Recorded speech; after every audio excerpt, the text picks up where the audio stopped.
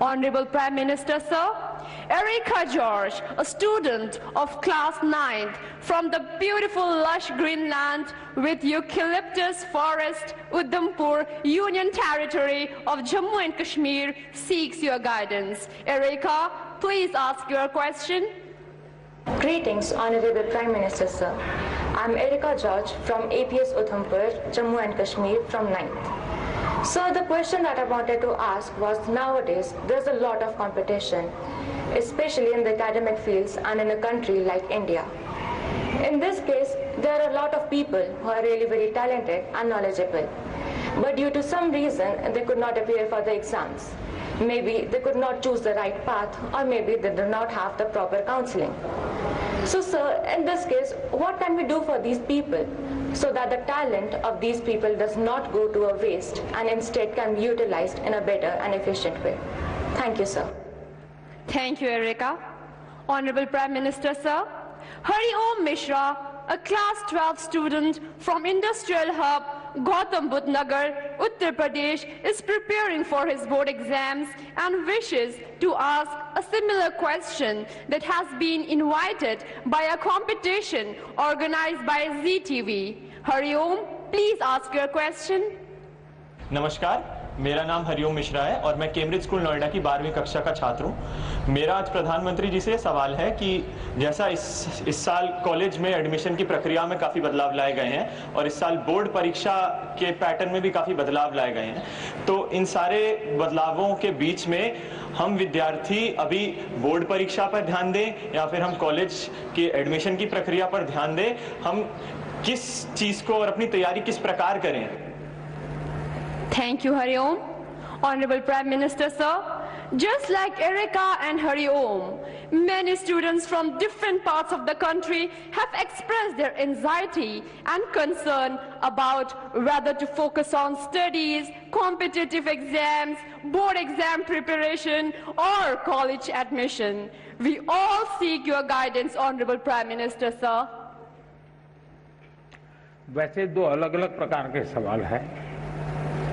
एक विषय है कंपटीशन का और दूसरा विषय है कि ये एग्जाम दूं या वो एग्जाम दूं, और एक ही समय दो एग्जाम है तो क्या करूं। मैं नहीं मानता हूं कि हमने एग्जाम के लिए पढ़ना चाहिए, गलती वहीं हो जाती है।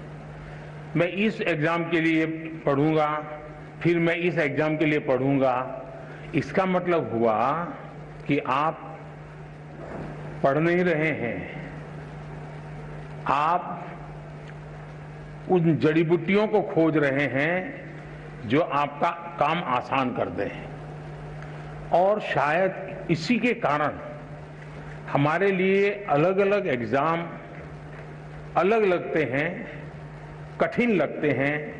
हकीकत ये है कि जो भी हम पढ़ रहे हैं उसको पूर्ण रूप से हम पूरी तरह उसको आत्मसात करेंगे, फिर वो बोर्ड का एग्जाम है या एंट्रेंस एग्जाम है या जॉब के लिए कोई इंटरव्यू या एग्जाम है, कहीं पर भी हो सकता है एग्जाम। अगर आपने अपनी शिक्षा का पूर्ण रूप से एक साक्षात्कार किया है, आत्मसात की है, तो आपको एग्जाम का रूप क्या है वो रुकावट नहीं बनता है। और इसलिए अपने आप को एग्जाम के लिए तैयार करने के दिमाग खपाने के बजाय अपने आप को योग्य शिक्षित व्यक्ति बनाने के लिए, विषय को मास्टर बनने के लिए हम मेहनत करें, फिर परिणाम जो मिलेगा सो मिलेगा। जहां पहली आएगी वो उसको पहले मुकाबला करेंगे, जब दूसरा आएगा दूसरे से मुकाबला करेंगे।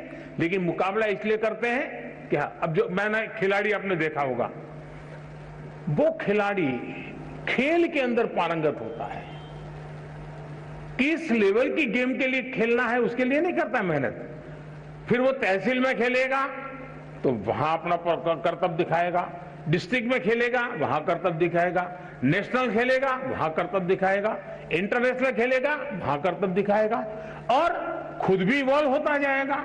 और इसलिए मैं मानता हूं कि हम फलानी एग्जाम के लिए ये जड़ी बूटी, उस एग्जाम के लिए ये जड़ी बूटी, उस चक्कर से निकल करके मेरे पास ये संपुट है मैं लेकर के जा रहा हूं। अगर मैं वहां से निकला तो ठीक है, नहीं निकला तो मैं कोई और रास्ता ढूंढ लूंगा। तो मुझे लगता है कि एक तो इसमें ये सोचना चाहिए। दूसरा, कंपटीशन।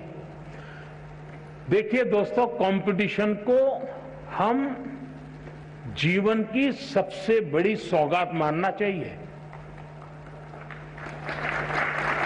अगर कंपटीशन नहीं है तो जिंदगी किस चीज की जी? फिर तो हम ऐसे ही खुश रहेंगे, वाह कोई कुछ नहीं है, हम ही हम है बस। ऐसा नहीं होना चाहिए। सचमुच में तो हमने कंपटीशन को इनवाइट करना चाहिए, तभी तो हमारी कसौटी होती है। मैं तो कहूंगा घर में भी कभी छुट्टी का दिन है, पढ़ना नहीं है, एग्जाम नहीं, कुछ नहीं है, तो भाई बहन बैठ करके कंपटीशन लगाओ। तुम 4 रोटी खाते हो, मैं 5 खाता हूं, तुम 5 खाते हो, मैं 6 खाता हूं। अरे करो तो कंपटीशन। जिंदगी को कंपटीशन हमने निमंत्रण देना चाहिए। कंपटीशन जिंदगी को आगे बढ़ाने का एक अच्छा माध्यम होता है, जो हमें अपना भी इवैल्यूएशन करने लगता है। दूसरा, मैं जिस पीढ़ी का हूं या आपके माता पिता जिस पीढ़ी के हैं, उनको वो चीजें नसीब नहीं थी जो आपको नसीब हो रही है। आप उस भाग्यवान जनरेशन में हैं जो भाग्य आपके पहले की किसी भी जनरेशन को इतनी बड़ी मात्रा में कभी नहीं मिला है। और वो है, जैसे कंपटीशन ज्यादा है तो चॉइस भी ज्यादा है, अवसर भी अनेक हैं।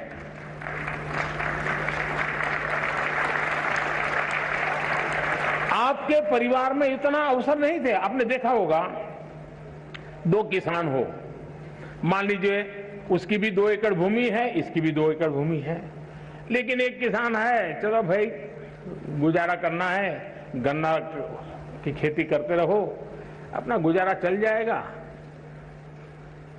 दूसरा किसान है, वो सोचता है नहीं नहीं, 2 एकड़ भूमि है, ऐसा करूंगा, 1/3 ये करूंगा, 1/3 ये करूंगा, 1/3 ये करूंगा, पिछली साल ये किया था तो इस बार ये करूंगा, ये 2 चीजें नहीं करूंगा। आप देखेंगे कि वो जो 2 एकड़ भूमि में ही ऐसे ही आराम से बैठा हुआ गुजारा कर लेता है। जिंदगी ठहर जाती है। जो रिस्क लेता है, प्रयोग करता है, नई चीज लेता है, नई चीज जोड़ता है, वो इतना आगे बढ़ जाता है कि जिंदगी में कहीं रुकने का नाम नहीं लेता है। वैसा ही हमारे जीवन में है। हमें गर्व करना चाहिए कि हम इतनी स्पर्धा के बीच में अपने आप को प्रूव कर रहे हैं और हमारे पास अनेक चॉइस है। ये स्पर्धा नहीं तो वो स्पर्धा नहीं तो वो स्पर्धा नहीं तो वो, ये रास्ता नहीं तो ये रास्ता, ये रास्ता नहीं तो ये रास्ता। मैं समझता हूं कि हम इसको अपॉर्चुनिटी माने, एक अवसर माने, और मैं इन अवसर को छोड़ूंगा नहीं, मैं इस अवसर को कभी न कभी जाने नहीं दूंगा। ये भाव अगर पैदा करेंगे तो मुझे पक्का विश्वास है कि कंपटीशन आपके लिए इस युग के सबसे बड़ी सौगात के रूप में आप अनुभव करेंगे।